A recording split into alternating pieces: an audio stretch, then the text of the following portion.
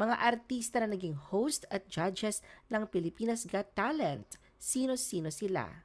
Si Luis Manzano ay isa sa mga original host at naging judge substitute noong Season 3. Si Billy Crawford naman ay isa sa mga original host at naging judge substitute noong Season 3. Siya rin ay isa sa mga final host ng programa.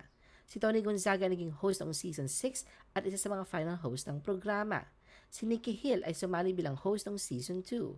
Si Mary Cantiveros naman ay isa sa mga bagong host ng Season 7 ngayon. Si Robbie Domingo ay kasama rin sa hosting team ng Season 7. Si Ai de las Aras ay naging isa sa mga unang judges mula Season 1 hanggang Season 2.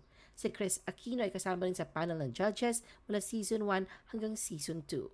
Si Freddie FMG Garcia ay isa sa mga veteranong judge na nagsilbing judge sa Season 1, 2, 3, 5 at 7. Si Angel Locsin ay naging judge ng Season 5. Si Robin Padilla ay kasama sa panel of judges ng Season 5. Si Vice Ganda ay unang lumabas bilang guest judge ng Season 5. Si Eugene Domingo naman ay magiging judge sa Season 7. Si Donnie Pangilinan ay kasama sa panel ng judges ngayong Season 7. Si Catherine Bernardo ay magiging bahagi rin ng panel of judges ngayong Season 7.